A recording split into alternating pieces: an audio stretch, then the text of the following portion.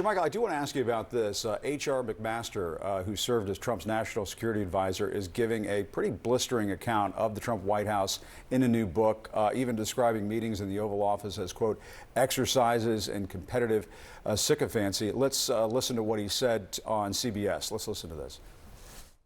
Also, the story in the book is how difficult it was for him at times to keep that decision, in part because people know how to kind of push his buttons. You know, this will make you look weak to your political base. This will, you know. So I think that in writing the story, I'm hoping to, if he's reelected, to inoculate him a little bit, you know, so that he's not that easy to, you know, to manipulate, you know, and to appeal to, you know, maybe some of his insecurities and some of his predilections. Yeah, Shermichael, I mean, this is a continuation of what we saw at the DNC. Former Trump officials coming out and saying that Trump is not fit for the presidency. What's your response to McMaster here? You know, I take those quotes to be that Lieutenant General McMaster is someone that if Trump were to win this election and go back to the White House, you want aides and advisors like that. Individuals who are going to inoculate you from people with their own vanity, their own personal interests, to advise the principal on the best decisions possible as he has to make tough decisions to move the country forward.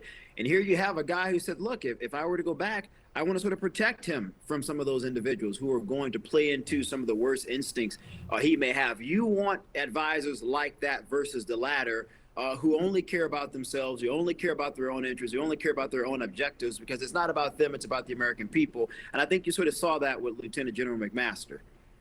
Chuck, I think what McMaster is also saying is that Trump's pretty susceptible to that kind of stuff. Flattery, fawning. I mean, we saw those, they were called the dear leader, you know, sort of cabinet meetings during the Trump presidency, where he would go around the room and different officials would praise him. I think this reminds voters as well of what Kamala Harris said, don't go back. You don't want to go back to the sycophants who are just around him, who just want to not be McMasters, but tell him what he wants to hear, especially when we're at war around the country, when the economy is what it's doing. Like, you want an adult and somebody who takes the presidency very seriously. So I think that what this does is remind them that they don't want to go back to those days. Yeah. All right, Chuck and Shermichael, I suspect we might have more books coming before Election Day. What were you going to say, Shermichael? Yeah. I mean, look, he could win, and if he does win, the American people want more people like McMaster, not the latter. That's all I'm simply arguing here, Jim. Yeah.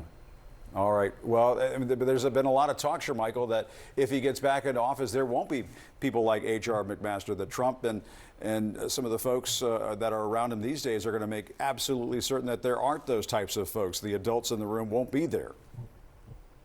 I'm sure you've heard that. I take that point.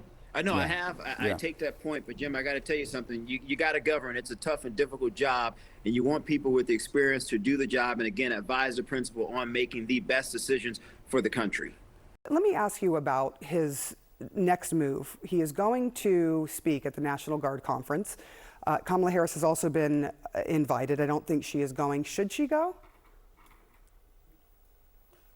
I'll defer to the Harris campaign on her schedule.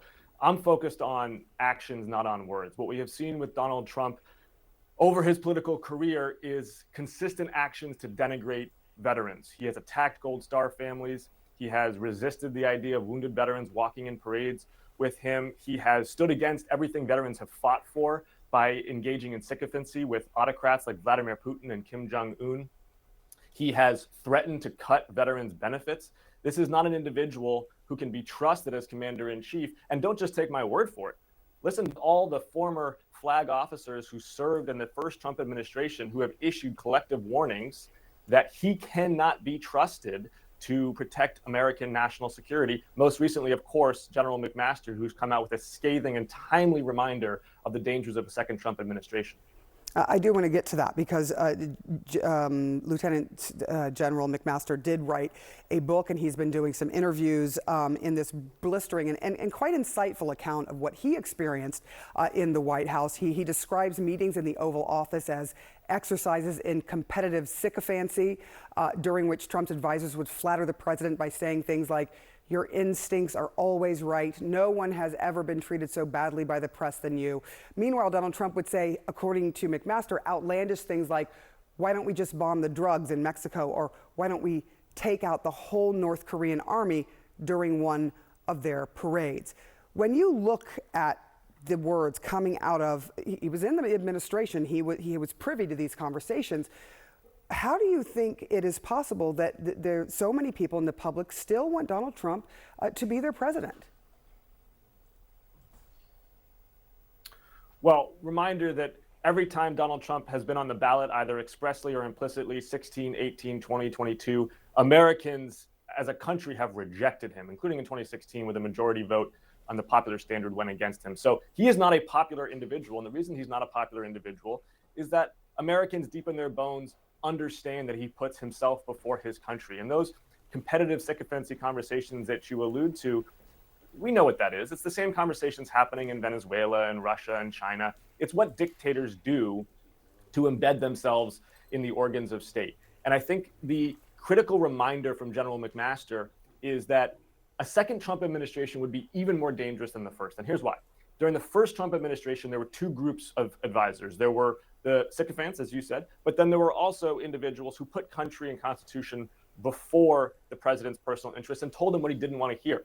In a second administration, those individuals will not be there. He is going to embed his own courtiers at the White House, at the Department of Justice, in the military, in the Social Security Administration, and the entire apparatus of the federal government will become a fiefdom for Donald Trump. How does Trump defend these allegations by H.R. McMaster, or does he need to? I don't know that he's going to end up needing to do that, or if he does, I guess it'll be like, there's been a lot of former Trump administration officials that have had negative things to say about him. So I assume he'll deal with them the same way he's dealt with everything. I think H.R. McMaster is a great American. He served our country honorably. He has a right to say the things and tell his story, but I would be surprised if this becomes part of the larger campaign narrative. I mean, if I were Trump, I would say, look, we had a lot of discussion in the Oval Office. The decisions we made are the decisions we made, and ultimately, I think we did a good job with the country, and I think Biden and Harris have done a bad job. I mean, you could see how you'd pivot out of it. Yeah. Matt, what do you make of the comments by McMaster? I mean, it's just extraordinary how basically everybody that was around Donald Trump when he was president thinks he was a catastrophe and dangerous. His vice president, most of his cabinet, almost all of his chiefs of staff has said the same thing. He said crazy things. He sucked up to dictators. He attacked our allies. This is not someone who should be anywhere near the levers of power ever again. And it's basically a unanimous judgment on the part of the people who know him best that he should be kept out of the White House. I want to move on to J.D. Vance, the vice presidential nominee for the Republicans, who sat down and did another interview with Kristen Welker on NBC. And he was asked about whether the administration, if they were to become the next president and vice president, would sign a federal abortion ban. Here's what he said. If such a piece of legislation landed on Donald Trump's desk, would he veto it? I think it'd be very clear he would not support it. I mean, he said that explicitly. Yeah, I mean, if you're not supporting it as the president of the United States, you fundamentally have to veto it. So he would veto a federal abortion ban? I think he would. He said that explicitly. What do you make of this? Because conservatives, some people have come out really strongly against this, saying, hey, what are you doing? You're going to lose the election by saying that you would not sign this. Yeah, well, first of all, the premise of the question is a little fantastical. I mean, there's more of a chance of me sprouting wings and flying around this room than 60 votes in the U.S. Senate for an abortion ban or any kind of more permissive abortion structure. I just don't think the Senate, as closely divided as it is and will be after the election, is going to do that. So the odds of the next president signing anything are almost zero. And that goes for Kamala Harris, too. She's promising to restore. She can, So now the Trump position is actually a very defensible, moderate position. We're going to let the states make their laws. And my position is basically what Ronald Reagan's was. I believe in the three exceptions. I'm pro-life. I think we should have reasonable restrictions. But at the end of the day, the states are going to make their judgments. And oh, by the way, I'm also a strong supporter of IVF. Very defensible, moderate position. This debate about whether a president would sign a ban or not just strikes me as it's sort of a fantasy conversation because the odds of it happening are so infinitesimal. Matt, what did you think about this response from J.D. Vance and the backlash that he is facing a bit from those who feel like they're too moderate, while the rest of the country, obviously in polling, doesn't like the idea of a federal abortion ban? Sarah, I mean, it's clear that Trump is in a box here because his base really does want a ban. They want much more stringent controls on reproductive freedom, whereas most Americans do not. And it is clear that Trump's and Vance's pollsters understand this problem, and they know that this can be a real liability for them.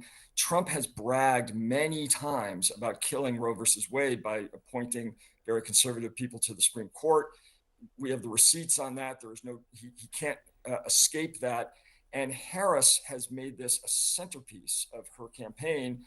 You saw that at the convention, certainly in her speech. I think you're going to hear a lot more about this because the things that women and girls are going through in the states that have banned abortion are horrific. They're only going to get worse, and this is going to be a huge issue.